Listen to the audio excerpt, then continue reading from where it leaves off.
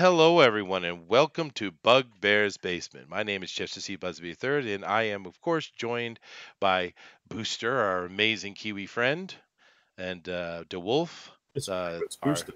yes, absolutely, and our chairman, and of course, the Denali Lama. Yeah, we got some interesting stuff here to do for you today. We're going to get into some news, and then we're going to get into a comic book, guys. So thank you all very much. And I guess first thing I wanted to do is come down and say is, how is everybody today? How you doing today, Booster?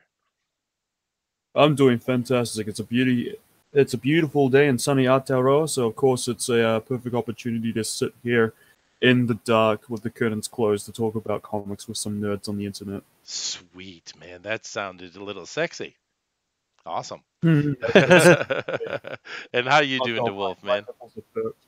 Well, yeah, and Booster's got a good point because I thought I was able to step in early and like clean some things up. So it's best to just dim things down so we don't see the mess, and we got to get this place cleaned up a little bit in the future, though. That's not what I meant, but that's a good. That's still a good way to look at things. Well, I know because we've got comics and we've got DVDs scattered everywhere, and some board games in the corner. and there's some questionable stuff that is certainly owned by Booster that I don't want to talk about. Those unmentionables, you know. But cool, man. How you doing, Denali? How you feeling today? A little bit better. Still tired from yesterday and work today, so it's going to get whole lot busier. So my energy is probably going to be low, but I'm excited to do today's episodes and talk about news, talk about nerdom, and keep moving forward, one step Yeah, at a time. absolutely, man. And that's what we're doing over here. We're having a lot of fun. We're talking about comic books and other things. And here on the Bugbear's Basement, we've been talking about comics and doing reviews here for the past few weeks. And we're certainly going to get back to talking a little bit more about some other nerd culture as well, because as you see, I put up on the title today, Nerddom. And we want to take some time to talk a little bit about nerddom today. It's something that I love and I've loved my whole life, even when it wasn't cool to be a nerd. And even though we could argue that it hasn't really changed these days, but let's leave that alone. So guys, to start this conversation out about nerddom, and we'll get to the news a little bit later. Um, what are some of your favorite nerdy things to do? I know with me, I love comics and stuff too, but I'm a board gamer. I love board games. What about you, Booster? What's your most favorite nerd thing, man? My favorite nerd thing. Mm. I just like video games, my man. Oh, like what? But Tell us about it, what you like, man. I like Warframe. I love the classic PS2 games, your Kingdom Hearts, your Jack and Daxter, your Resident Evil 4, and Shadow of the Colossus. Yeah, Oh, that's a good one. Yeah. I love all that stuff. Oh, awesome. Yeah, I've always been a computer gamer myself, and I remember when I was a kid, I had the one of the first thing we played a lot of games on was the Atari.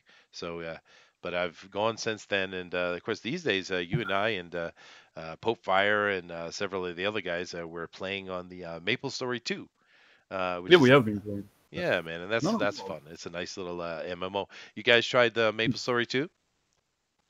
Yeah, I tried it. I couldn't get along. Couldn't get in there with it. Yeah, well, it is certainly a cartoony kiddie style, but it also has It is great. it has a more adult theme actually. What about you, Janelle? You tried out yet? No, I haven't. Nah, I don't really. MMOs are not really my thing. Ah, that's cool. Mm. Well, that's my main thing. So, Booster likes MMOs too. Yeah, to a degree, I like action-based MMOs. I feel tab targeting is way too dated. Like Final Fantasy 14. That game has like some terrible tab targeting combat and like 1.5-second global cooldowns on all abilities. It's pretty slow and ridiculous. I couldn't get into that. Hmm. Well, you're a big Warframe fan, and they just had their big Yep. update, which of course expanded the open world aspect of it, turning it into much more of an MMO actually. Yeah, Yeah, but you still only have about 4 people on any mission at any time, that's given true. time. Yeah, Mm. that is true. Mm. And Okay. Yeah. it is just a zany shooter. I love that kind of stuff. Oh yeah, see, FPS is, but that's a third person FPS though. I mean, first person shooter. That's excuse me, That's a third person that's right. shooter. Hmm. Yeah, that right. But yeah, okay. Over here in the chat, I see a few people. I see Thundera. Hello, sir. We see your friendly neighborhood ninja, and he says, "Hi, hey guys, hail Starfire, sweet." We see over here Ray is here. He says, "Hi guys." We see I Jordan as well, who has been playing Maple Story with us, and he says, "Hail Starfire" as well. But yeah, guys, of course, hitting that like button and and subscribing, of course, is very useful to us, and we do appreciate it every time you do that. But hitting that share button is actually the most useful thing, and it gets a lot of people over here to be with us. You want to share with your friends and family, right? But Booster need you to click the like button to cure his crippling depression. there you go. Help save Mm. Booster. Save Booster. This should be a meme. Yeah. We'll have to make one. How about you, DeWolfman? What's your favorite nerd cultural thing to do? Oh, my favorite. Well, there's really too many, right? I mean, here we are for comics, and I love the old. I loved the old Star Wars. It's so hard now. And then there's video games. I'm actually looking forward to Fallout 76. Oh yeah. And an interesting part about it is how it took Cold War era concepts and extended them forward, and then you get a lot of story involvement as you're playing it. Though it is first person, it has some shootery things going on with it nowadays, because before it was a little bit more just an RPG third person perspective. But nowadays there's so much story wrapped up. I mean, it throws you into the story. Fallout 3 did, whereupon there's a door that opens up and there's a big giant guy, and you realize you are a baby. Oh, actually, no, there's actually a birthing process. There's an operating room, and there's splashy water sounds, and you are born, and you type in your name and who you are, and Liam Neeson tells you, this is the name we picked for you, and then you pick it, and he says, that's a good name, right? And it continues from there. There's little cutscenes that develop you from a child up to an adult. And one of the most amazing story driven, games, I think, was Fallout 3. And to see where 76 goes with that, because how we are, we like story. We don't like our worlds changed, right? So it's going to see how Fallout 76, whether or not they stick with the recipes that made 3 and 4 good, or they lose a lot of players and fans or not. Oh yeah, well definitely. There's been a little bit of controversy with Fallout 76, but I'm kind of like you, man. Wait and see. Let's wait and see till we see the game before we make any decisions. It Uh, looks good, looks fun, it especially does. the way you can team up and have so much like you're talking about the MMO factor of Maple Story.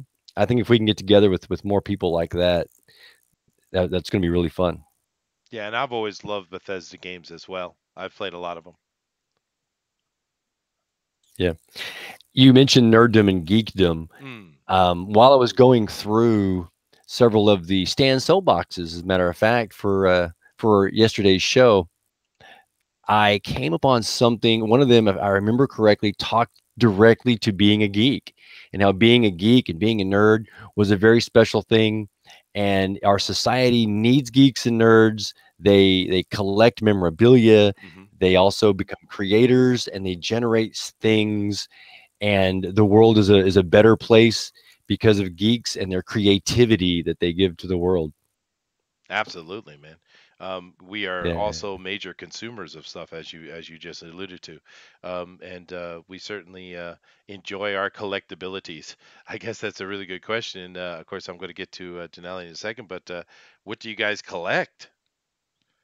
I mean, goodness, I know I collect. I have comics. I have board games. I have some card stuff. I have a huge library of historical books.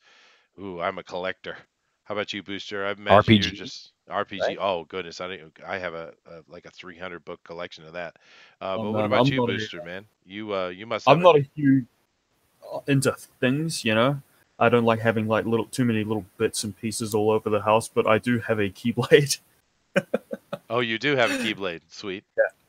And I have a signed poster from Kevin Maguire of Booster Gold and Blue Beetle, and I have that framed on the wall. Oh, sweet. So yeah, so I only have a few things, but the things that are really special to me, you know. Yeah, no, I get it. I get it. I just Yeah. buy stuff, but I do have a wife, and she does keep me. How should I say? From going crazy. How about that? Yeah, that's Now, DeWolf also has a wife, and I'm curious, what kind of collections do you have, or are you allowed to have, sir?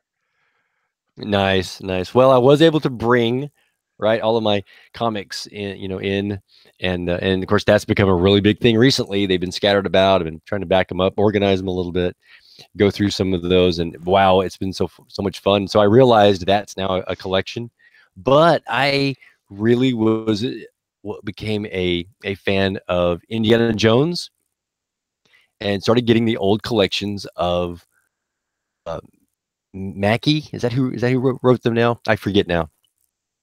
But they're the time of Indiana Jones from his college days until he kind of does various different missions and things and adventures before the movies come around, right? Yeah, And it's a fun collection to have. But coffee cups, I like coffee cups, really. I have a which great we talk coffee about cup. merchandise. We could talk People about merchandising. Tank's not here, but you can go for it. people love. I think coffee cups sell like shirts, but for me it's a coffee cup. First off, I like coffee. It goes in it. It's a collectible thing that I can also use. And each time I sit down with a cup of coffee, I remember, like, maybe on a vacation I picked one up, so I remember that vacation and things like that. You know. That's cool. My grandmother used to collect spoons, so you're kind of like my grandmother. Yeah, but did she collect them and then throw them in a drawer and use them? Yeah, no, they stuck on the wall, but I was basically just trying to make a joke that you're like my grandmother. That's all. It Yeah, just well, I'm it didn't not, it didn't because land. It just didn't work. You guys and never here's the appreciate my always comedy. here's the bad part. Here's the bad part of my plan. I end up breaking them, or I've got kids now. Ah, I'm not sure. saying they break them; it just happens. And so I've had to retire these old coffee cups. Absolutely, man. Very good. I do have a great coffee cup my daughter gave me. It's got the Rosetta Stone Egyptian and Greek on it. It's very cool. Let me come over Oh, here to cool. chat real quick before we come to Denali. I'm going to ask Denali the double question. What is your favorite nerddom and what do you collect? But I see over here we got Pope Fire. She says, Hail Starfire. Yes, Hail Starfire. We have Ray, and he said, Hi, hey guys, Jordan. Now I noticed Thundero is over here, and he has, it seems, changed his name to Thundero Theodane, which is very interesting. New name, new game, he says. And of course, the link is available to you, Thundero. You can jump in here if you like. Mrs. Game in the System is also with us, and she says, Hail Ray. All right. Awesome. And I see Derek Tyler is here. He says hello, and hello to you as well, Derek. And of I'm course, sorry. he's talking Sorry, about what is this young about Hail Indiana Ray? Jones. Go ahead, Booster. I'm sorry, what is this about Hail Ray? I have no Do we mean idea, like but I'm sure it's funny. Ray Romano? I doubt it. Let's start that. I will start the cult of Ray Romano if you like. Yeah, he's funny Oh, guy. Yeah. So what do you Hmm. think there, Not Denali? really, but I What will it start as cult anyway. you will? Well, I think we do have enough cults, Booster. To be honest with you. This is Uh, now the official starting of cult of Ray Romano. oh goodness. All right, fine. Denali, so tell us, what is your favorite nerddom, and do you collect anything, man? Well, I like a lot of things. I like comics. I like the RPG games such as Shadowrun, Ooh, D&D, Old World of Darkness, New World of Darkness, which is Chronicle of Darkness now. Call of Cthulhu. So I do play those things and other board games like Pandemic. Um, and then video games like Fallout 1, 2, 3, 4.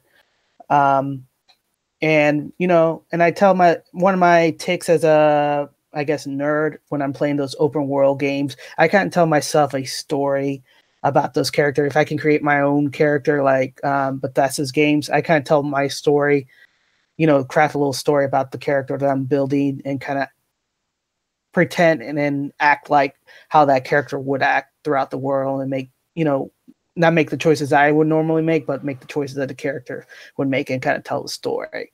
And what I collect are actually stories. I collect, that's my fandom, collecting stories, whether it's science fiction, science fantasies, science military, biography, uh, real true world events.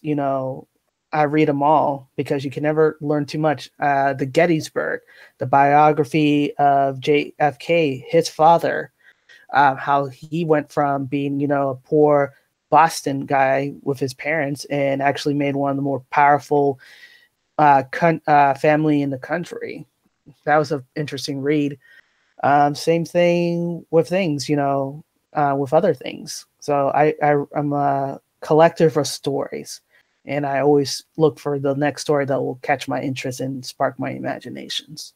Oh, that is very cool, man. And by the way, the guys of Boston, we call ourselves Bostonians, just so you know. Um, God's Bostons. He's guys Wilson. of Boston. It's a Boston. I really hope a bully doesn't come through into this hangout. He'll leave with quite a few dollars in lunch money, man. Oh goodness.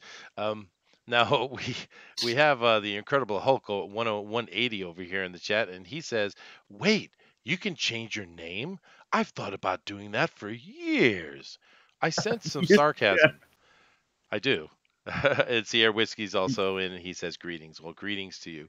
All right, guys, we're going to do now, unless anybody has anything they want to add to the just talking about the things we like as far as nerddom and stuff, we'll go ahead and move over to the news. Anybody have anything to add? No, we gotta go to the news. Sweet. Let's go Eh, to the news. Going to the news. Here we go. And this is a great little article, and I'm very excited about it. Legendary developing Black Hammer comic series for TV and film. Denali, tell us about this article here from Deadline Hollywood. So basically, they're adapting Jeff Lemire's Black Hammer series into a new IP for television films by Legendary Studio. So they opted those rights from him and his company. So in the near future, you'll see Black Hammer on a small and big screen near you. That is very cool. Now, Booster and do you have any, or DeWolf, do you have any comments on this? Now, I personally love Black Hammer. I've read this series, and I'm really looking forward to it. What do you about you, DeWolf? What do you think about this, man? Hey, if it's a great story, put it out, because I don't know that it's a great story. I haven't seen Black Hammer. I'm afraid I've never heard of it myself. Oh, But Jeff well, Lemire tends to do fairly good work. yeah, you guys are in for a treat. And it's you should definitely go read it. And I'm just thinking about doing a little bit of series on it myself here, just as a review. But this is just a little story, just kind of an announcement. But we will keep an eye on this, like we are keeping an eye on several other things, because this could be a really good one. Legendary, and I like some legendary movies. So, you got any further thoughts on this one, Denali? Have you read this series? Just a little bit. It's one of those I read it years ago, but then I forgot about it, and then it's just kind of suddenly popped in again. Because it takes like forever for them to publish a book that you kind of forget about after a while. But Jeff Lemire is also going to be serving as executive producer for either the TV shows or films moving forward. So his hand in work is going to still be tied to him, even in the adaptions. Which is a good thing.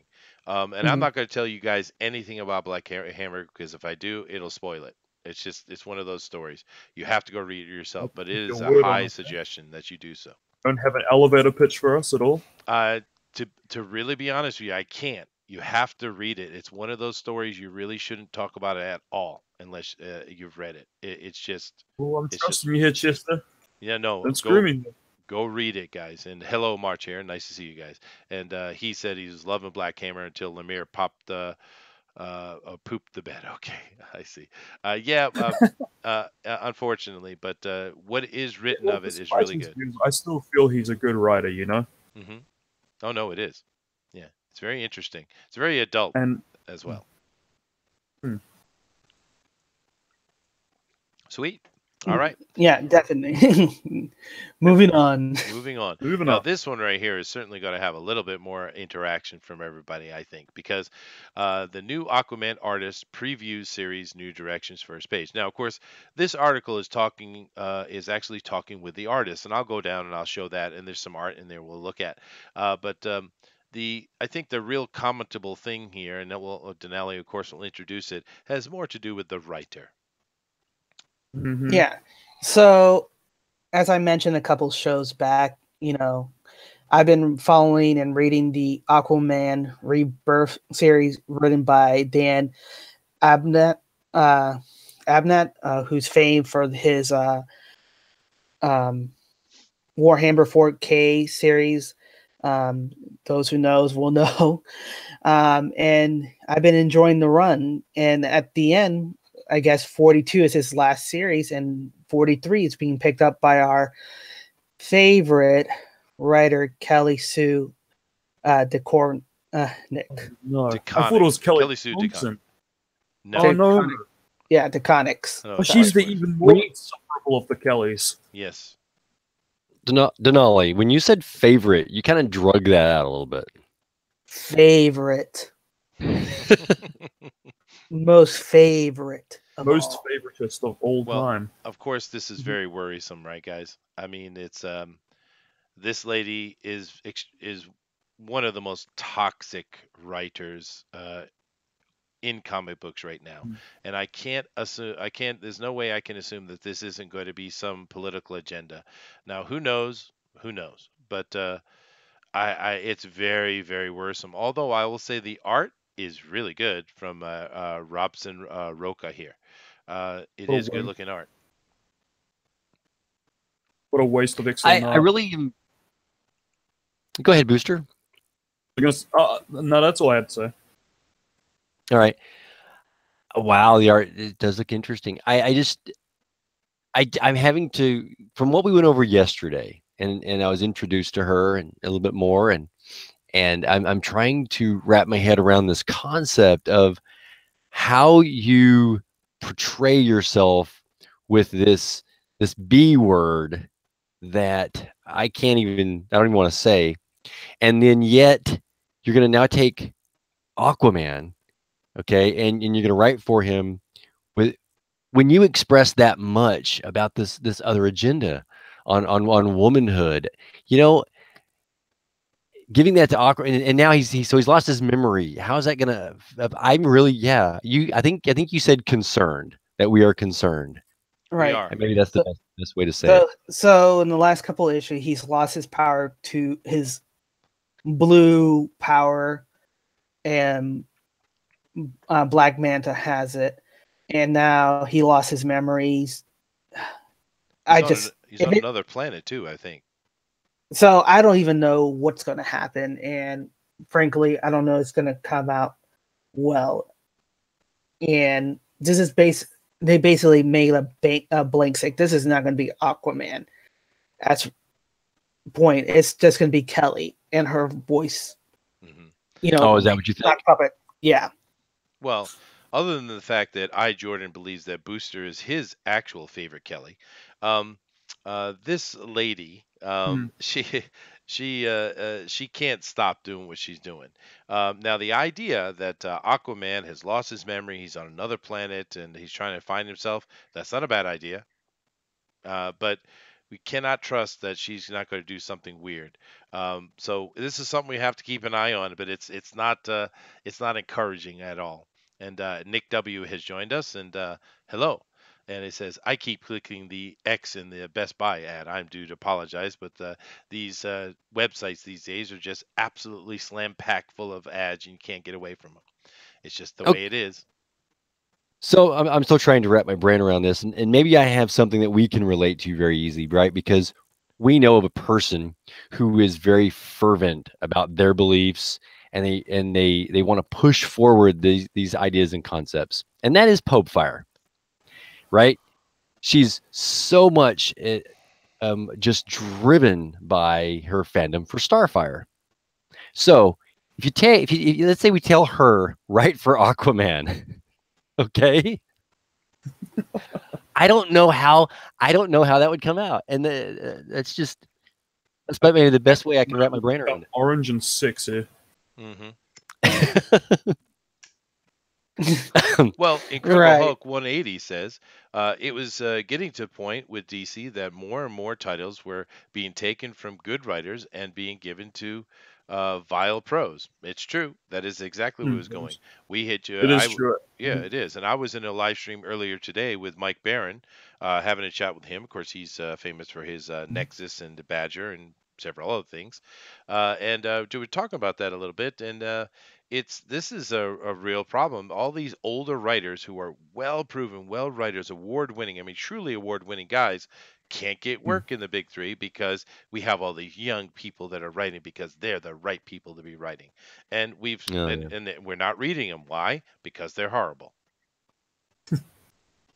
It's a really terrifying prospect, It is. especially for DC in 2019. For the future going forward, you know, Marvel is slowly cleaning up, but there are still a lot of tumors to be removed in there. Mhm. But with DC, though, it seems to be getting progressively worse, and I blame it all solely on Bendis. Yes, well, Bendis is a major problem all unto himself, isn't he? But yeah, no, this is true. Marvel has been really bad for years now, and DC was always, we could always say, oh, it's a little better, but it's getting worse, you know. And March Hare says right here that I'm down to 2 ongoing titles with DC because of this nonsense. Yeah, I mean, I'm Yeah. not reading anything from anybody right now. I'm reading indie stuff. That's what I'm reading, and I'm waiting on a bunch of cool titles to drop on me, like Cyberfrog and Lone Star and stuff like that. And Red Rooster. Yeah. Ooh, man, I'm waiting for that. I want to see that one. I mean, Now that's going to be cool. yeah, Yeah, when to see the actual indie titles come out and be able to compare the writing that's available out there instead of crammed in the cultural pots that we have. yeah, no, absolutely. And Tank Farad is not feeling very well, and he is a ghost, and he is haunting the chat rooms. Hail Raven, very well. Nice to see you in here, though, Tank. But yeah, this is something we've been talking about, and everybody's been talking about ongoing.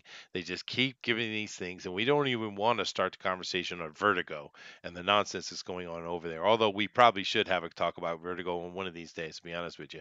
But yeah, this is more nonsense, and you know, Aquaman's a tough title, right? Because over the years, Aquaman's never really gotten much respect. He's always been around, and they've never gotten rid of him, but he just never gets the respect that he's due because some of his runs are actually pretty good. But he's already suffered, so you got to put this person who's going to turn it into a political nonsense about something. It's just going to suffer more, man. I feel bad for Aquaman. I know that's weird because he's not a real thing, but I feel bad for Aquaman. I have no idea how Kelly Sue DeConner can even make Aquaman political, but we'll see. We will see. We will. All right. I'm not looking forward to any of it. Let's move on. She'll dive into I- it, I guess. Let's move on to another interesting one. This is fun, Denali. Go ahead and tell us about this one here. And have I shared with my panelists? Have I? No, No. I haven't, because I am a Nope. bad Chester. I'm going to step bad out, Chester. and I'll be back when I can. All right, dude. Oh, Here you go. Sorry about that. More of this. You got too much ads. But while you're fighting the ad wars, Simon Pegg says Star Wars sequel lacks George Lucas imagination. Let's take that a moment. Let's savor that. it's pretty bad when you're missing George Lucas. That True. is saying something. And I mean, he says, yeah, I gave George Lucas some crap about the prequel, but the sequel lacks his imagination. Well, I'll keep it PG-13, and just say no, duh, genius. Well, Because, in truth, the trouble with the prequels wasn't the story necessarily. It was who they chose for acting and certain elements they chose to focus on. The story No. itself wasn't a problem. No, the story itself was the problem because you can get any actors and kind of move it along because the actor will either make kind of deal. Sure. But what do you guys think about the overall idea here of Simon Pegg kind of talking out of turn here, right? I mean, we've seen the rise of the meteoric rise of Simon Pegg. I mean, this guy came out of some Hot Fuzz and some fun little stuff in Britain, Yeah. and he One of just my favorite became movies. the writer for everything. I mean, he's Mm. everywhere. So He'd do right and do no wrong. so I think Simon Pegg is really talking about being the mouthpiece for J.J. Abrams, who can't say anything. And I think the whole episode 9 is going to end up in trash, fire trash, because it's Trash going to be fire. trash fire. It's going to be a trash fire, a 15-car pileup, gore, blood everywhere, and everybody who's going to watch. I wouldn't be surprised if half the audience or all the audience doesn't walk out after the first 20 minutes of the film. Yeah, I really think they should have just not done it. I guess maybe they thought they were in a position where they couldn't not do it. But yeah, it's going to be controversial no matter what they do.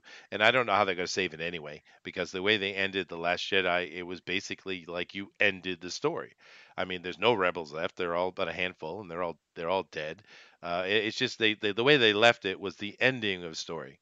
It wasn't the beginning of a finale type of thing. But Simon Pegg is certainly speaking out of turn here, I think, and I appreciate it because I agree. It is very interesting what he's trying to do here by making this kind of statement. And I don't know. But over here in the chat, I do see you guys are still talking a little bit about Aquaman. And of course, I will do my best, March here, to prompt Booster. So, Booster, why don't you tell us a little bit about Michael Bendis and how much you love him? Brian Michael Bendis. Oh yeah, he did one of my favorite Daredevil runs. Oh, there you go. Well, I think basically what March here wants is to hear you scream Bendis again. Oh, okay. Bendis! No, Booster. You got to imagine Bendis writing a Booster Goal Ooh, story. ooh, that's just mean. Sure. Oh, don't say stuff like that, man. And he's gonna, already enough of a chatterbox. I don't want to imagine Bendis doing that. yeah, he's gonna write Booster Goal, change his hair into a purple, change his color Afro. into It's brown. gonna be an afro. Afro. Brutal. It'll go, dialogue, I bet, will be like, "Who are you? I'm Blue. Blue who? Blue Beetle. That Blue Beetle? Yes, I am. I'm Booster. Booster who? It's just, oh god, he's insufferable. I'm Booster Goal, and I'm a guy from the 24th, 25th century. Doesn't really matter. Time is wibbly wobbly, timey wimey. And I used to be a dick, and now I'm gonna meet a bigger dick. Oh Okay, wow! all right. Denali's on fire. From you. Yeah, they're still talking about the Aquaman. But Incredible Hulk 180 says she said something about needing to do something new with Aquaman because he's a straight white male and thus boring. Yeah, no, I saw an interview article with her before talking about it. This isn't the first I've seen of it. Yeah, no, she's going to fix it. She's going to fix that white man because he needs fixing because he's a white man, and all white men need fixing. That's exactly what I she wonder is. if people are going to absolutely fawn over that series, and it's going to get, absolutely lovely reviews and a bunch of promotion and yet no sales. We'll see. Yeah. But that's the prediction. It's not an incredible prediction because it's fairly obvious, but that's my prediction nonetheless. My reviews on those. Oh, You poor brave son of a Denali. He's going to suffer for you, folks. That's what the Denali Yeah. Lama gives you from his heart to suffer for you. Mm. It's so kind. So kind. All right. Well, this right here is it's interesting as Simon Pegg spoke out. Now, I don't really know much about this one right here, Denali. It is still Star Wars related. And this is from Variety. Yeah. Tell Right. us about this, man. What's going on with this? So you guys know about the Mandalorian series that's being helmed or being produced by our favorite director, right? Mm-hmm. Who did Iron Man and all that. Favreau, be our guy. So they're saying they're basically at the finishing negotiation for Pedro Pascal to be the lead for the series. Whether he's actually the Mandalorian in question or somebody hunting that person is set to be, but I know him from Narcos, Netflix Hmm. series, and I know him from Game of Thrones, and he also been in other movies, and he's a pretty good actor, so I do enjoy his acting. I like him too. So we'll see how it goes, because in Favreau we trust, and it seems like George Lucas, who had a picture with him, seemed pretty happy in that picture. So that might gives us some points with it. I mean, don't I'd be know. happy if I had George Lucas money as well. Yeah. Well, Yes. we do know that the pic we saw of the Mandalorian a few weeks Go back, that the Mandalorian in the film is actually a female though. So they have done that shift, which isn't necessarily a problem. But we do know that Filoni is involved in this, right? Pretty sure Yes, Filoni is involved. Yeah. yeah, he's going to be directing one of the episodes. Oh, just one. Oh, I heard that I saw something about maybe in this article where the Ragnarok guy is also doing going to be doing Yeah. with episodes. Yeah. And Ron Howard's daughter, Bryce Dallas Howard, is also going to Oh, be directing one as well. I see. Oh, well, that's cool. So they're doing a type of series where they're going to have different directors coming all the time, kind of like X-Files used to do. They had a lot of different directors come in during that run. So it could be cool. I mean, I'm certainly open-minded about it. DeWolf and I tend to have that same kind of thinking. Hey, let's wait and see. We'll wait and see and judge it when it comes out. But I do like this guy. Pedro Pascal is a good actor. I liked him a lot in Narcos. My wife did too. Definitely. Yeah. So yeah, so the Viper from Game of Thrones, it was pretty awesome when it was there as well. Oh yeah. Yeah, no, there's the Game of Thrones is a whole nother conversation which we might want to have one of these days, since Bugbear's Basement is about talking about nerd culture overall. Not just comics, but of course there's comics as well, because Mike S. Miller does the Game of Thrones comics, and he does them incredibly well. Just the So covers, just to be clarifying. But yes, yeah. But it is comic book related, is my point.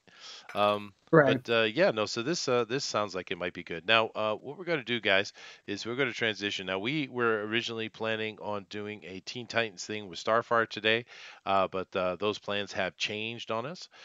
So we're going to do something different. So, Denali, why don't you tell us what we're going to do today, man? Well, instead of telling you what we're going to do, how about what we'd rather do is I'll just show you what we're going to do, and Sweet. everybody will be excited what we're going to Excellent. talk. And as he sets that up, and we switch that over, I'm just going to put a picture up here for you guys to look at. This is a picture done by Todd Mulrooney, who's part of what we do over here in Fanspeak. He's a member, and he's an extremely helpful guy. And you can see that Denali's icon was drawn by him. Now, of course, a lot of people put out art yesterday for Stan Lee because of his passing, and it was wonderful. If you went on Twitter, it was a rare thing, because Twitter is a toxic place. But yesterday, Twitter was just full of love for Stan Lee, and it was a beautiful thing to see. But this piece of art by Todd is impressive. It really strikes me. It's not only got a very old and end of his life stand, but with a galaxy behind it, and the Watcher in his lenses there guiding him along. It's such a wonderful piece. If you guys see this on Twitter or Instagram or anything like that, please like this and retweet it. I really think this is one of the best, honoring Stan Lee art pieces I saw yesterday. So please, if you see this, try to move this around more, because I think more people deserve to see this beautiful piece of work. All right, now what I'm going to do is I'm going to switch over here, and we're going to let Denali take control with the book that he's going to show us. So here we go, Denali. You ready? Yep. Boom. It's on you, man. Welcome to The Dark Knight Returns. This is the first issues. We're going to talk issue 1. So buckle your seat in, kids, because we're going to go on an adventure. Absolutely. So I want to be the girl. Booster could be Batman. All right, I'm Batman. He's Batman. So yeah. So we see the first iconic image that's worth $1 million with the original Yeah, sure. drawing painting. The lightning in the background. the iconic silhouette of Batman. Mm. Actually, And it just as a fun little point, Gary Shipman's daughter actually drew this yesterday, and she did a real good job. Awesome. nice. That was a great cover. It was an incredible one. Hmm. So we can start with the first one. Believe that's you, Mr. Booster. Alrighty. So you want me to do both his voice and oh no, here we have the narration boxes. Yeah. I've got the home stretch all to myself when the reading stopped making sense. I switched the manual, and then you go in like the who's going to be Carol. I believe Chester Okay. already volunteered himself I for shall do that. Okay, so I'm Carol. Bruce, this is Carol. You're going too fast. But the computer crosses its own circuits and refuses to let go. I coax it. It isn't programming too. It isn't programmed too, Bruce. Bruce, you are a son of a... It shoves hot needles in my face and tries to make me blind. I'm in charge now and I like it. Then the front end lurches all wrong. I know what's coming. I've got just under 2 seconds to shut this mess down and forfeit the race. The engine, angry, argues the point with me. The finish line is close. It roars, too close. The left front tire decides to turn all on its own. I laugh at it and jerk the steering wheel to the right. Get into the eye of the sun. This would be a good death, but not good enough. And I believe there's another commentator. I could do that if you like. We go, spectacular finish to Newman elimination as the Ferris good 6000 pinwheeled across the finish line, a flaming coffin for Bruce Wayne. Or so everyone thought. Turns out the millionaire bailed out at the last second, suffered only superficial burns. Lola? Thanks, Bill. I'm surprised anyone could think of sports in this weather, right, Dave? That's right, Lola. Oh, I guessed that. Right, Lola. At Gotham's magnificent Twin Towers, it's 97 with no relief in sight. Thanks, Dave. The heat wave has sparked many acts of silver violence here in Gotham City. The most hideous of which has been the brutal slayings of 3 nuns last week by the gang known as the Mutants. And today the police found a death threat nailed to the wall door of the Office of Police Commissioner Gordon's. Gordon, facing retirement on his 70th birthday next month, spoke to a News 2 reporter. I got 4 weeks to nail those bastards. If this means they're willing to take me on, I'm delighted. Ironically, today also marks the 10th anniversary of the last recorded sighting of the Batman. Dead or retired, his fates remain unknown. Our younger viewers may not remember the Batman. A recent survey shows that most high schoolers consider him a myth. But real he was. Even today, the debate continues on the right and wrong of his one-man war on crime. This reporter would like to think that he's alive and well, enjoying his celebratory drinks and companies of friends. So I think we'll stop here. Okay. And kind of go back to see how he first set up, kind of giving you the whole gist of things. Where let's count how many panels there's. 1, 2, 3, 4, 5, 6, 7, 8, 9, 10, 11, 12, 13, 14, 15, 16. There's 16 panels in this first fate. Panels. And Frank Miller makes it work, man. He does. Yeah. Mm. So here's the thing also knows about the colors. It's kind of like how Todd was talking about hot and cold in a past stream. He was talking about blue, and this is how our eyes are being directed. Blue, then you get a little bit of warm colors, then you get more warm colors, and then you get even more warm colors. So it's kind of giving you the progression of where you're looking at. You know, even though the panels are like this, the colors right now is telling you where the action is going to as well. And you kind of see it, you know? Oh, absolutely. It is well written and well drawn. And the good thing about it too is there's a lot of dialogue here, and sometimes a lot of dialogue, often a lot of dialogue will kill a comic, but it doesn't do it here.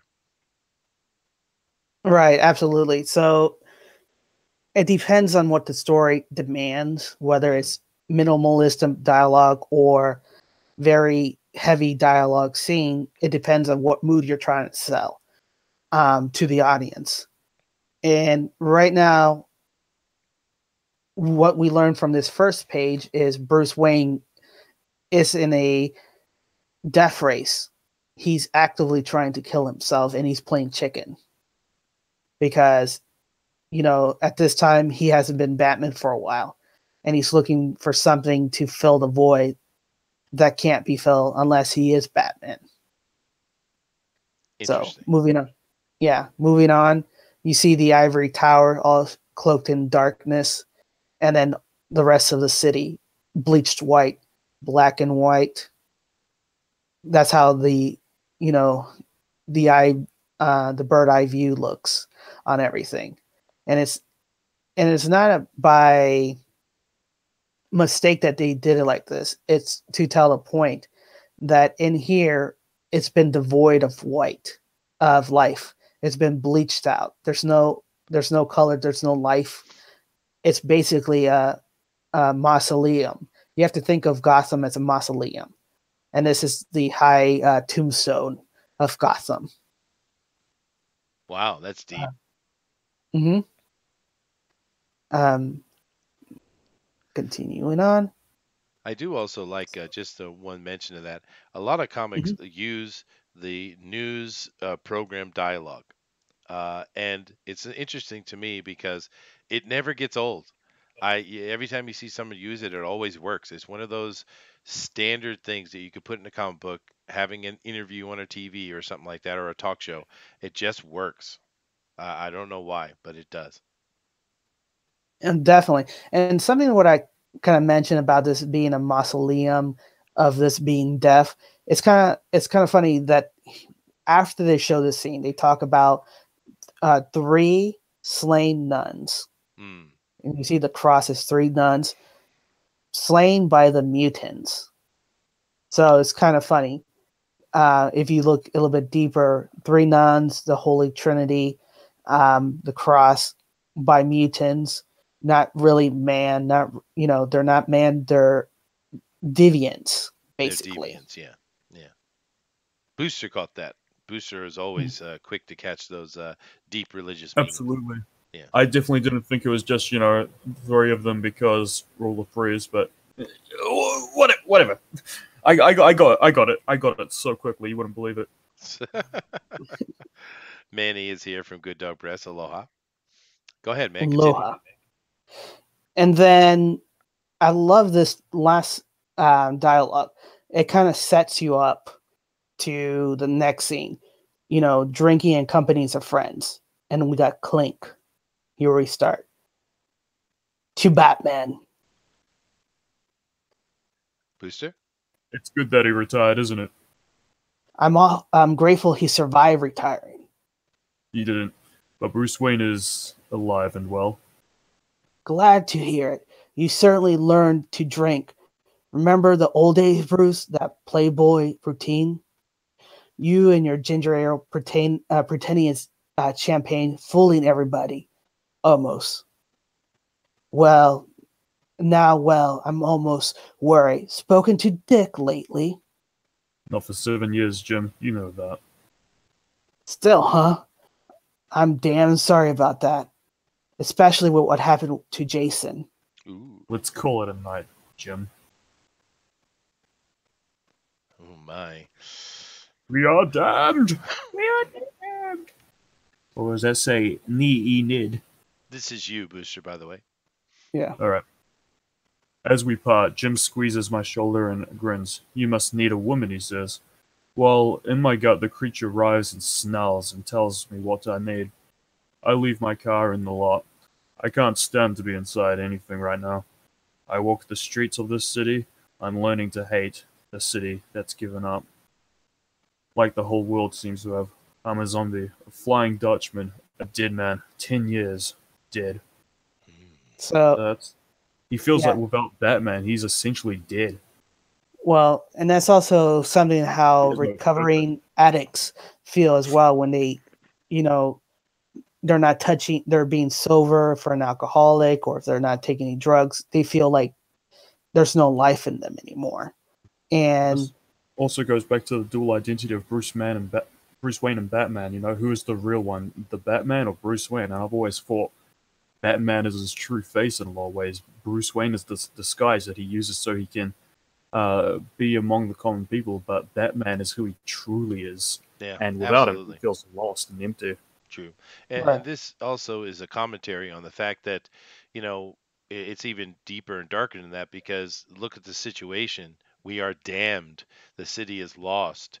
And it basically shows the ultimate and complete failure of Batman. right. And also look out how it's colored as well. Everything's bleached white, washed out.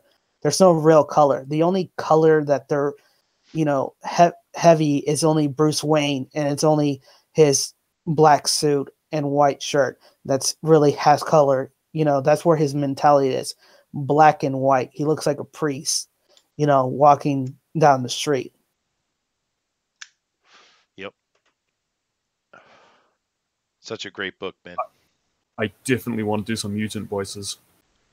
Yes, absolutely. Yeah. Mm. Go ahead, dude. This is all Batman. Oh, yeah, yep. I'll feel better in the morning. At least I'll feel it less. It's the night when the city smells call out to him. Though I lie between silk streets and $1 million mansion miles away. When a police siren wakes me, and for a moment I forget that it's all over. But Batman was a young man.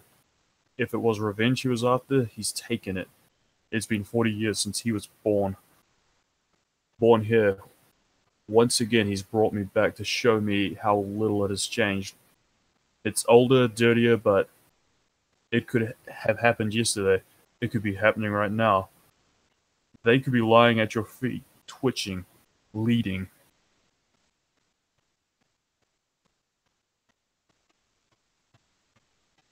And the man who stole all sense from your life, he could be standing right over there. He sees us. Get behind him. Come on, honey, slice and dice. I don't know, man. He's awful big. It is him. It is. And we know so many ways to hurt him. So many lovely ways to punish him. But it's not him. Slice and dice. We got a quota. So many. I don't know, man. It looks like... Look at him. He's into it. Not him. He flinched when he pulled the trigger. He was sick and guilty over what he did. Can't do murders when they're into it. All he wanted was money. I was naive enough to think him the lowest sort of man. Let's hit the arcade, man. These are his children. A purer breed. Always a good trip at the arcade. And this world is theirs. Alright. Does someone want to take over? Or should I do more reporter voice? Oh, well, let's hold right there before we Yeah. get into. I think that's a perfect place to stop. Well, once again, Bruce Batman. I mean, this is just more building on his failure, and it's even making mentions there of some other things that he might have done. And this is a great little scene that's going on here, Danelli. Right. So it's kind of interesting that the only other color that you see that isn't black and white or cold color of death is the light from the lamp of where his parents died. Mm-hmm. Where you see the emptiness. He's in the light, and this is the only thing that's still true to him, kind of deal. And then what's even more unconsciously that you realize is that when you meet the mutants, you see them, dehumanized, because you don't see any features with them except for the red eyes, glowing and Booster's mask voice. and Booster voice.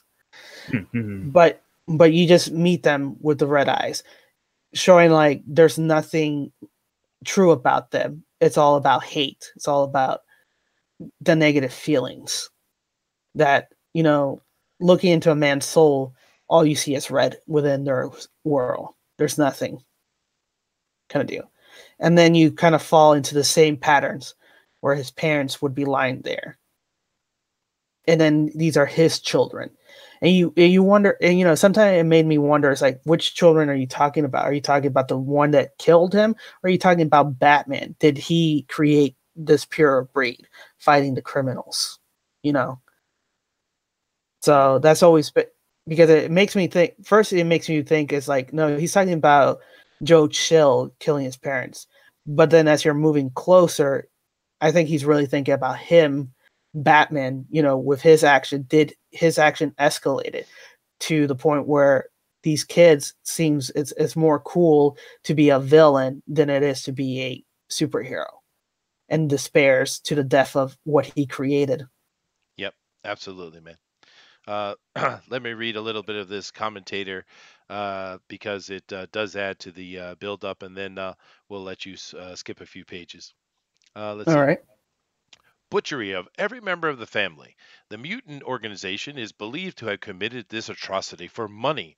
The family had something under $12. This is considered a drug-related crime at present, but surely this heat wave is a factor, right, Doc? Absolutely, Bill. Rough month in the big town. Right now, the mercury is climbing to an unreasonable 103, and it looks like it's going to get worse before it gets better. A very subtle foreshadowing, huh? Right. The tempers are rising. It's going to boil over. And I Again, I don't know why he was British, but he was just British, so just accept it, all right? I will. Yeah. I will. And then again, the motif of 3 in the background. Yes. Yeah, they keep going on that. All right, I'm gonna Denelli, I'm gonna switch over to that Stan Lee image again, giving you a chance to skip a few pages so we don't get any copyright strikes. Sure. And where do you want me to skip to? Pick it up on some action a little bit later. Okay. But anyway, folks, hope you're enjoying our look at the Batman, this probably most famous Batman book of all time, this series. And we'll certainly have to take some time to think about it more in depth and do more with it later. But short notice today, and we thought this would be a really good one just to talk about and introduce the idea of. And of course, we have Booster Batman and Mutant Booster. So it's good to go. This is definitely one of my favorites, man. And well, even though you're skipping 3 pages, I love what I'm seeing here. Frank Miller knows how to tease Batman, man. He, throughout the story, he's just like, I'm ready. All right, fine. I'm ready to become Batman again. And we only see like little snippets of Batman. We see like his arms as he's punching someone. We see a silhouette as he attacks and he's dealing with criminals. And like with that pimp situation, right? A pimp takes his what do we say? His prostitute into a taxi, and the taxi guy's like, "Hey, not here, man." Pimp gives him a bunch of money, and then you just see Batman's arm just grab the pimp, just chuck him, and then rip up the taxi guy's money. You just see his hands though. It's just teasing the Batman. It's delicious until we finally get the full first reveal, and it's so great. Yeah, no. This is surely a great comic book, and it's legendary for a reason, right? Frank Miller did a great job writing this, and it's just it's such a out of place Batman book too, because it stands all by itself. But what it did was reimagine or retro the Batman from the past, and it gave us the Batman that a lot of the younger people listening know. Because this is a standalone thing, but it did change Batman forever. So it's a very important book, man. So how you doing, Denell? You ready to go? Hold up. 1 second. All right, no problem. Okay, ready. He was a much campier character before this, and I believe Frank Miller set out with the goal to give Batman his balls back. Yeah, no, absolutely, and thank him for doing that, because Batman is much better off for it. He gave us some grimy Batgod nonsense for a while, sure, but but this book in of itself is excellent. Yeah, it is. All right, Denali, tell us where we are and what's going on, man. So we're just entering Batman returning back into the scene. And this is where we meet Carrie in the last panel. So I'll just move up. There you go, Carrie, who'll be Robin in the future. And we just see him in the shadows, in the claws. I love the silhouettes, man. So cool. And then they're about to attack. So Booster, The little one. Go and ahead, Chester. I'm waiting It's for just Booster. the lady. I did it. Stop with the little one. Your mic went out, dude. Oh my gosh. you gonna keep going, Chester? Yeah. No! Shh. Carrie, oh no! God, Slice and dice, man. Slice and dice. Ah! Jesus, Mom. There's something stuck in my arm. It's okay, man. I got mine. Anything moves, I shoot with. Yeah! Spike, what's he do? What? No, let me there. No. No. Ah! So this mutant gets absolutely zapped. I don't know. a breakthrough in hair replacement techniques, and that's, excuse me, I've just handed this bulletin. A large bat-like creature has been sighted in Gotham South Side.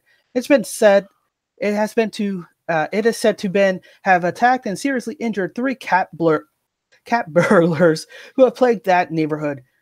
You don't suppose? 3 again. Yep. Repeat, all units, robbery in progress at Gotham Security Trust. There they are, kid. Let's motivate. Whatever that means. This just in. 2 young children disappeared this morning, have been found unarmed in a Riverside warehouse. An anonymous tip has led to the police to the warehouse, where they found the children with 6 members of the mutant gang. All 6 are suffering from multiple cuts, concussions, and broken bones. They were rushed to Gotham General Hospital. The children disguised an attack of the gang members by a huge man dressed like Dracula. That jalopy, it pulled away from the bank at the same time. Hell with that. The customs job got to be our baby. The police phones are jammed with citizens describing what seems to be a siege on Gotham Underworld by the Batman. Although several rescue victim-to-be have described the vigilante to the News 12 reporter, Commissioner Gordon has declined to comment on whether or not this might mean the return of the Batman. Gordon will have our heads if we lose them. Damn, that sucker can move. Hey, what's that? Hey. What? I can't. Up ahead, it's something weird. Kid, this ain't the time. But it's all right. What is... Holy. Batter, wound, criminals are being found by the police, while witnesses' description are confused and conflicting. You're slowing down? Hey, yeah, we're in for a show, kid. And there's that scene from Dark Knight Rises. Yeah. Mm-hmm. Yeah. Which did all of it wrong. Mm-hmm. Yeah. Most descriptions seems to match the method and appearance of the Batman, or at least the impression he was made known to make. Go ahead. And that's such a cool reveal, man. I love this image of Batman so much. Absolutely. Well, Batman, go for agony. it. I should be a mass of aching muscle, broken, spent, unable to move. And were I an older man, I surely would. A wild animal, growl, snarl, werewolf, surely. Monsters with like fangs and wings that could fly. But I'm a man of 30, of 20 again. The rain on my chest is baptism. I'm born again. Reality check, Michelle. Talk about composure, total lack of. He's a man about 12 feet tall. That deserves a Valley Girl voice. Mm-hmm. I smell their fear, and it is sweet. Womp. What the hell is? Can't see. Can't Slow see. down. Oh, sorry. You do that. Yeah. I was going to do like one of the criminal you could do that. Oh, it's all right. Stop the car. But what is it? He'll get us. Hit the brakes. Scream. Oh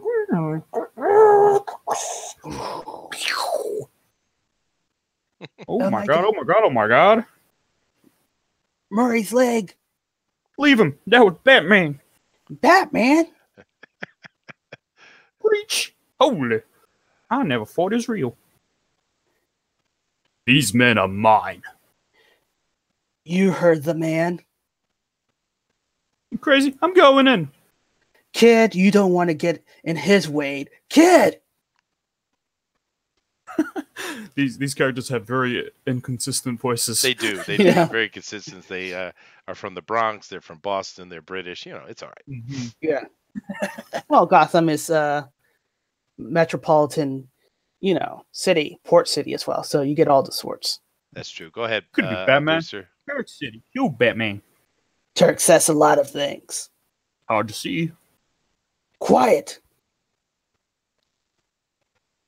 4 of them. 1 in the car, leg broken, in shock. Other 3 are armed and smart enough to hang close together. But they're scared. Floor's weak. Doesn't feel safe. So live dangerously and shut up. If it is him, he got to be pretty old. Shh. Old enough to need my legs to climb a rope. Over there. Fire low. Pew, pew, They're pew. fast. Shouldn't have gone so easy on them in the car. We get him? Hard to tell. Have to assume we didn't. Wait, the sound.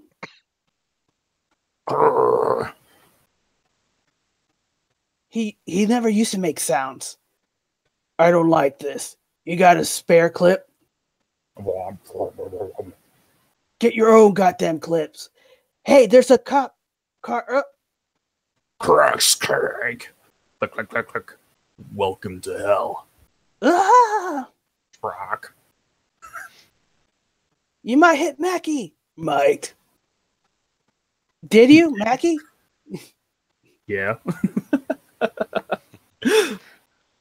Oh my Yuck. goodness. No. But I don't see. I love it, man. I love how Batman really does fight from the shadows in this, and you barely see him most of the time, and it's mostly the criminals' reactions to him. I love this. Again, look at how many panels. You're doing 8 panels a page. Mhm. Just going back 8 panels. Frank Miller pulls him off. Yeah. Yeah, he does. I love this panel too here that has the squeak but it is in the shape of the panel. That's a great one. Yeah. It's so cool. And then soon to be built on this side, beautiful, spacious condominiums. So it's kind of laughing there. And then you kind of see it. These are mine. I'm Batman. Yeah, no, it's really cool. One of the things that Booster mentioned that is, I think, very important is here we are seeing, of course, we see Batman here, but for most of the rest of it, we're not seeing Batman. We're seeing their reaction from Batman, and it's that mystery of you don't see the shark until the end of the movie. You hardly see the alien. It's better to keep things as minimalistic as possible when it comes to Batman. I think it sells it really well. Yeah, Right. It's awesome. So he's making growls. It's like he never used to make growls. So they know what his MO used to be. He would just come out of the shell and just punch them. Now he's making growls like an animal. And he's talking because before when he was younger, he didn't talk. Now he's talking to kind of distract them again. Well, he's older, wiser, using tactics that can't keep up with his body isn't what it used to be, right? Exactly. So it's kind of showing he has aged. He's not the same Batman that you guys know, not the Prime, but he still has that ferocity that's been driving him all this year. all these Absolutely. years. Absolutely. All Okay. right, well, let's continue with this because this comic is getting toward the end, isn't it? Yeah. Yeah. So, well, 51. So, do you want me to skip ahead or continue on? Well, this is book one, right? Yeah. This Yeah. is issue 1. Yeah. Yeah. Yeah, no, we don't want to get into it too deep, I think. I Hmm. think because we're going to do a full on talk about this entire run. So I think today using it as a teaser to get Yeah. into that greater run is a good idea. So maybe we should leave it right where it is, and we will plan and prepare to give you a much more in-depth look at this amazing comic book. But I think it was a good tease today, and we had, Right. of course, we had to. Make a little bit of change today. I see Vilnet is here and thought it was Starfire Night. It was supposed to be Starfire Night, but we had to last minute change is what we're doing here. So yeah, no, and it was nice to do a little tease of that. So Denali, why don't you go ahead and take that off, and we'll jump back over to Hangouts for a little bit. Um, Sure. so now, Booster, how long ago was it the first time you read The Dark Knight? Oh, only a couple of years ago, I reckon. Only a couple of I years. read Wow. Dark Knight Returns quite often. I love this book. Yeah, no, so do I. I read it when it first came out, actually. I even Hmm. remember where I bought this book. I was sitting in a bookstore because in my hometown, I come from a very small place. We didn't have of course, this is before we had a lot of dedicated comic book stores, and we'd pick our comics up in the convenience store or the pharmacy or what have you. But in my hometown, we had this bookstore in our little, I don't know, I guess you could call it a mall. And but I used to go in the bookstore, and they had this little teeny section in the back where they would have comics, role playing games, and all that stuff on one little shelf. So everything was clustered together, and it was, kind of neglected, and it was in the very far back. And but at least they had it. So I would go over there and I'd look at everything they had when I had the chance. And I found this book and didn't know anything about it. I had heard nothing about it because we didn't have the internet. We didn't have the TV. Certainly didn't talk about comic books at that time. So I was like, "Ooh, this looks interesting," and I bought it. Boy, am I glad I did. What a great run that was, and I enjoyed that when it originally came out. What year was that, Denali? When did The Dark Knight hit the shelves, man? 1989? Or was it 1989. 87? It was No, because no, it was earlier than that. Yeah, I think it was early. I was younger than that. Hmm. Well, Yeah. but I do Let me remember very see. clearly. 86. 86. Yeah, that makes more 86, sense. all right. High school for me. Uh, but Yeah. uh, but yeah, no, that was it really was so different because I had read a couple of Batman comics before that, and I wasn't very interested in Batman. I like Superman, but mainly I read Marvel stuff. And when that came out, I was like, ooh, this is something different. This is something new. And of course, I've been reading Batman ever since. So Frank Miller made me a Batman fan. From that point. So what about you, Denali? When's the first time you read this book? I read when I was 5 years old. I was actually in an Albertson book aisle, and they had like one of the issues of Batman, and I remember like Batman 66 and fun loving Batman, and I picked this up and like opened it, and I had to kind of look back and I said, why is he robbing a girl? Why is he driving a tank? What is these mutant guys? What is going on? Yeah. Kind of deal. And you had Batman being all vicious and everything. I'm like, what is this? And it kind of put me off from Batman for a while. Oh, it did. Until Interesting. until like maybe the Batman anime series, and I kind of got into it. And it's when I got to my teenage age when I bought like the trade paperback of Batman The Long Halloween and Year One and Dark Knight Returns that I actually kind of appreciated. But as a 5-year-old, I was expecting, Silver Age Batman, and I got I'm an old man Batman murdering everybody. I'm like, whoa, what's this kind of deal? Yeah, that's cool. It's interesting that you remember exactly where you were when you bought it, same just like Mhm. myself. It's one of those books that you remember those kind of things about. And of course, I remember I bought The Watchmen from that very same little bookstore in that little teeny shelf in the back. And those is Now, what a another book, great year for huge. comics, huh? Yeah, no, it's a huge impact that book had on the industry at the time. Do you remember exactly where you bought it from, Booster? What, which one, Dark Knight Returns? Oh, Dark Knight. Yeah, yeah, sure. Well, see, we don't really have much of a comic culture in New Zealand, right? Not a huge one. So we don't really have like comic books just lying all over the place to buy. We never had. So I didn't hear about the Dark Knight Returns until about 4 or more years ago when the animated film adaptation of it came out, right? And I watched that and I loved it, you know.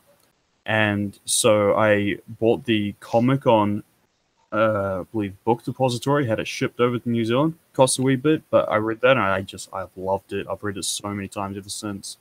Oh, that's cool, man. Yeah. Yeah, over here in the chat, we're having a few comments from you guys.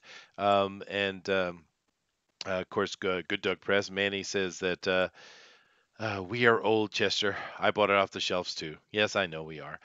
Kat, I will welcome here, and thank you for being here. I do apologize. This was supposed to be Starfire night, and it's very cool that you started drawing a Starfire. But we couldn't have Pope Fire with us tonight, so we thought it would not be cool to do her book, right? So we're going to wait for her to be able And to come with us. I So didn't drop it that's for no reason. She drew uh, stuff. go ahead, Booster. What? She was saying she drew stuff for no reason. Of course she didn't draw it for no reason. She never say she drew something for no reason. No, absolutely. Starfire is awesome. But yes, and same thing with Veil Knitted. I thought this was Starfire Night. Yes, we I'm unfortunately sure had a, Papa will appreciate it change all. of plans, guys.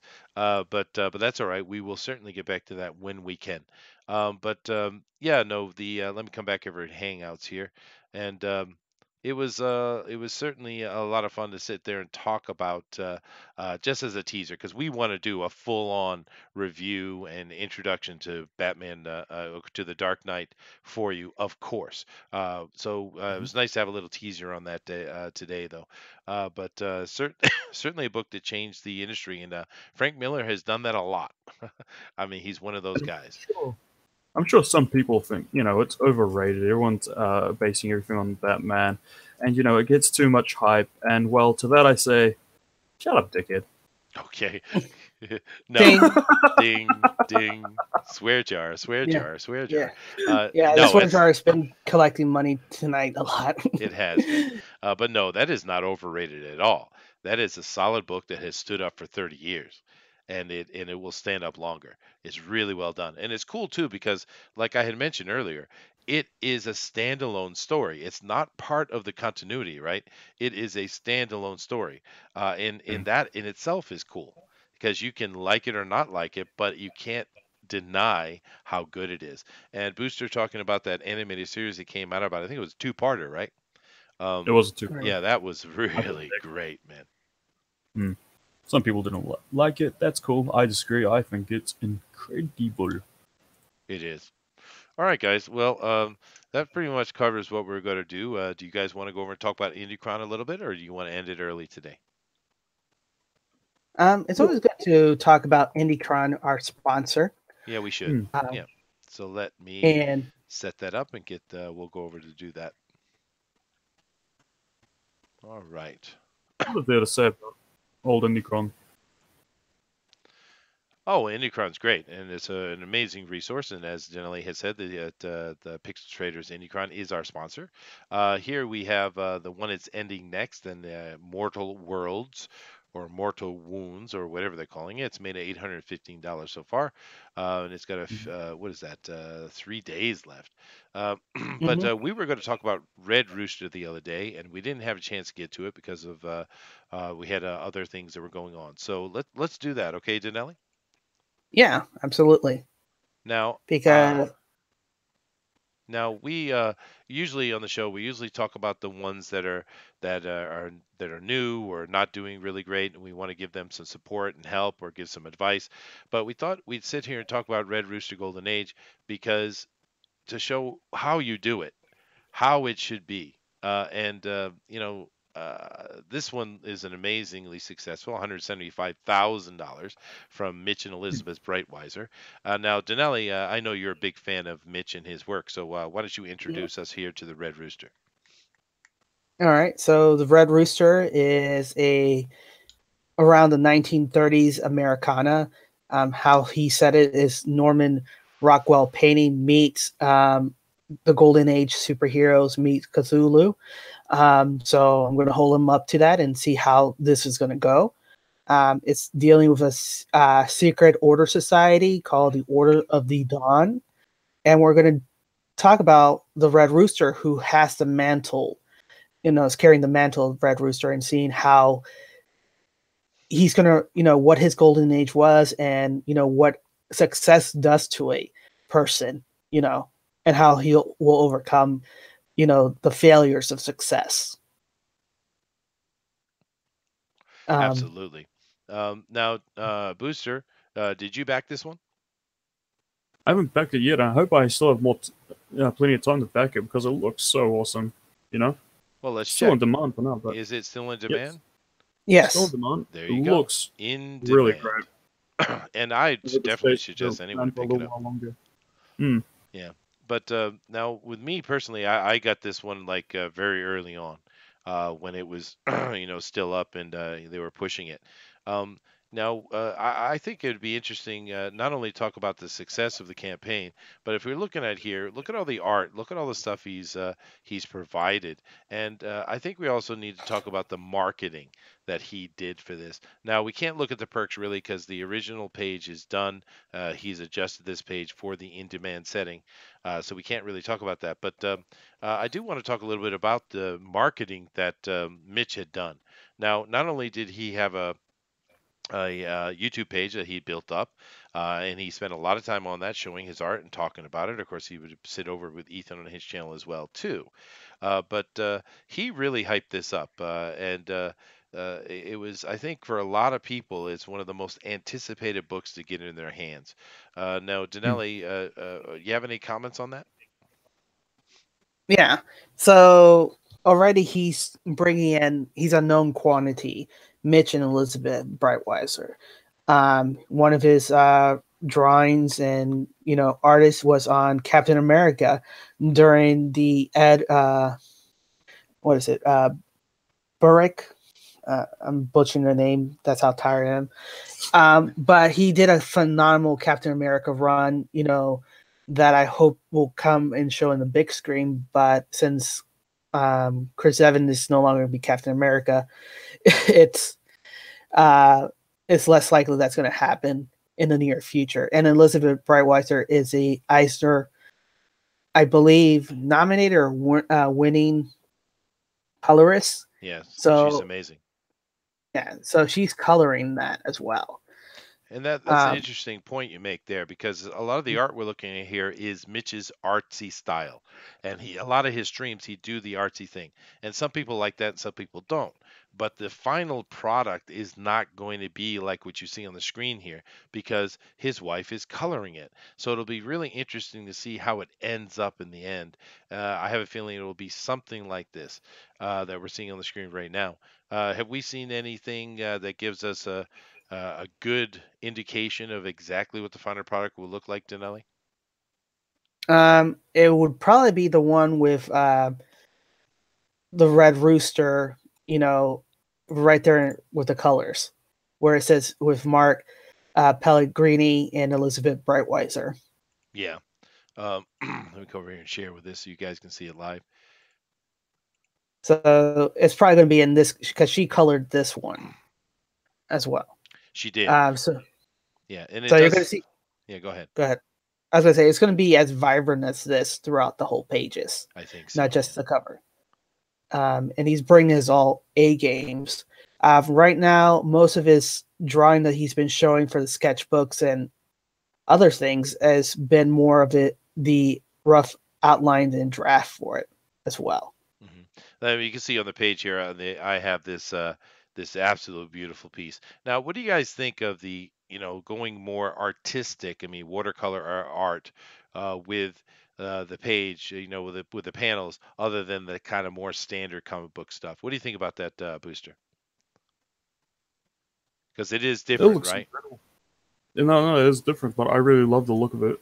It's gorgeous. What else can I say about it? It is. Are you looking forward to this one, Denali, or is there one of the other ones more anticipated for you? Actually, this one is I'm looking forward to. With Ethan, I was like, okay, I'll jump in, but I was a day one backer when Mitch announced Red Rooster. Hmm Now, So Lone. I've been a big fan of his work. And Now, actually, you know what? If I can share, I actually found the archive version of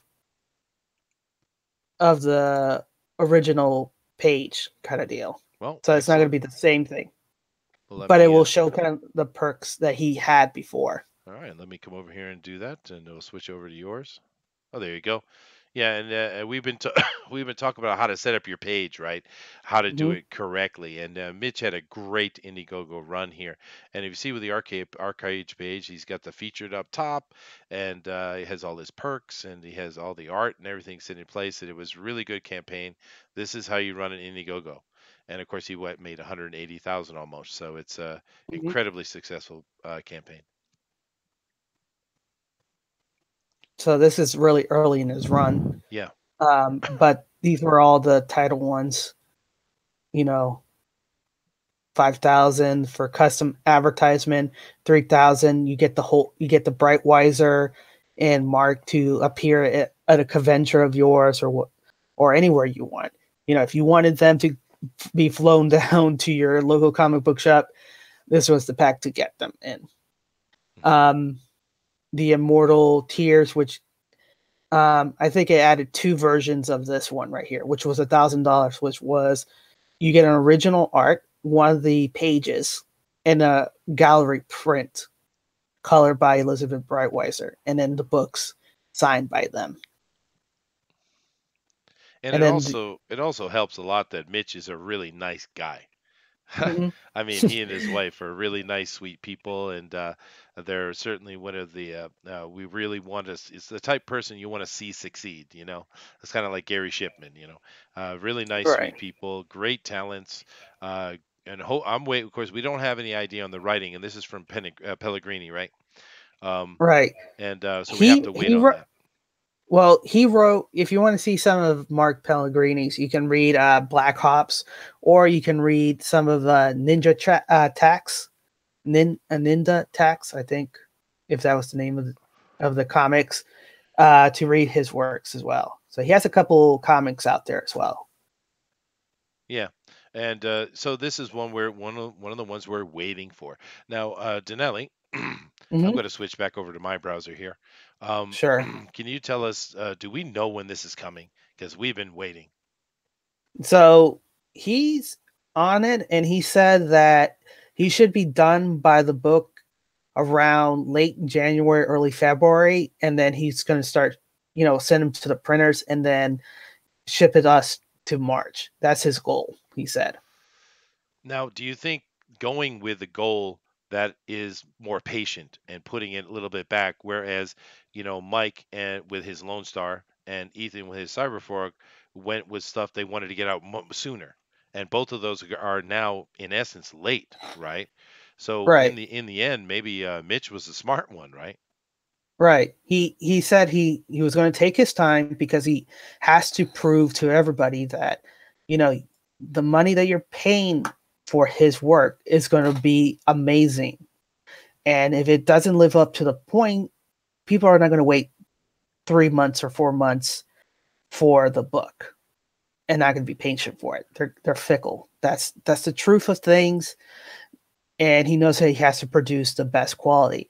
And I think one of the reasons why haven't been streaming lately is because he's been hard to work on this book Mm-hmm. to make it the best ever kind of deal. Yep, and this is a very good point that Denelli is making actually, because we've seen a few comments of the other guys. We've seen Mike doing a lot of art, but with Ethan himself, he's even admitted so much streaming and he hasn't had a chance to really get done what it needs to get done. And Mitch is doing what he said he was going to do. He's going to make the best piece of work he's ever done, and I certainly hope it is because I'm anticipating this for sure, Mhm. and a lot of people are, and hopefully. Ethan and Mike will be able to get back on track and get their stuff on time as well, or not on time, but get them out as soon as possible. But I really think that out of all the campaigns we've seen, Red Rooster here by Mitch and Elizabeth Brightweiser is certainly one of the better run campaigns. He Right. seems to be on track, so it's awesome. He's Yeah, you can tell this one's going to be a special one. Hmm. And scroll down to the sketchbook. Sure.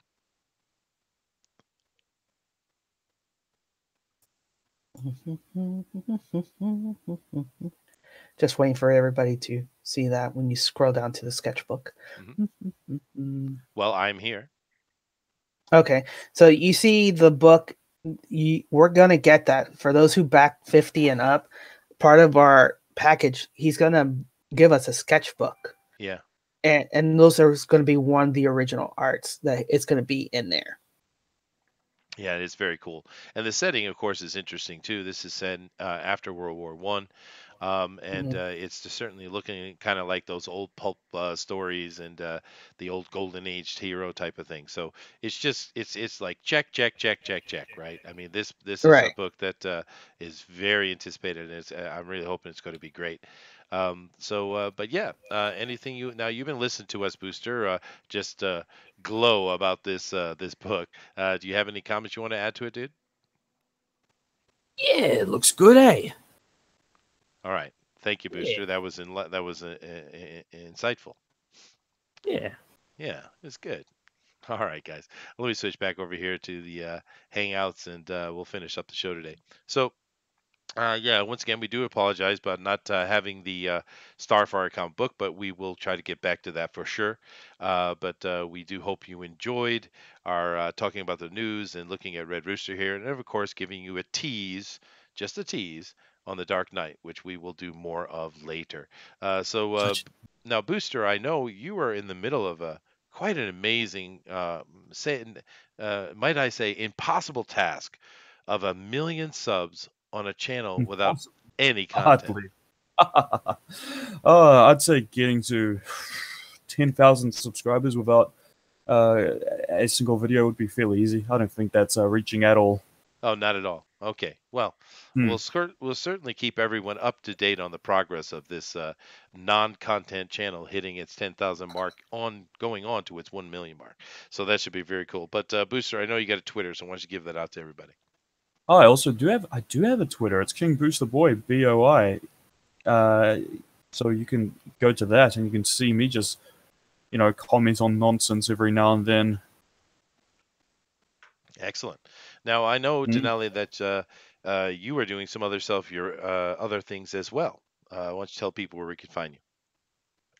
Well, I'm originally at Denali 101, where I'm just retweeting and liking things. You can catch me there. I'm fairly open to any questions or comments. I also have at Denali Lama, where I'm just showing positivity and words of wisdom, posting once a day. Um, so to give everybody their daily fix of positivity or wisdom, whichever you prefer, if you care for that. Excellent. No, that is really cool. And just keep in mind that, guys, that we're doing a lot of things over here, and we have some other things planned in the future that we hope you'll find interesting. But of course, we do our daily show, which is Comics News Today, where we talk about the news and kind of have a chuckle at some of the nonsense that's going on. The positivity of Denali is certainly a way to go, and we try to keep that over here the way we want, the same way. We try to stay away from all of the crazy drama and just enjoy this indie revival which is going on and enjoy comic books and other things.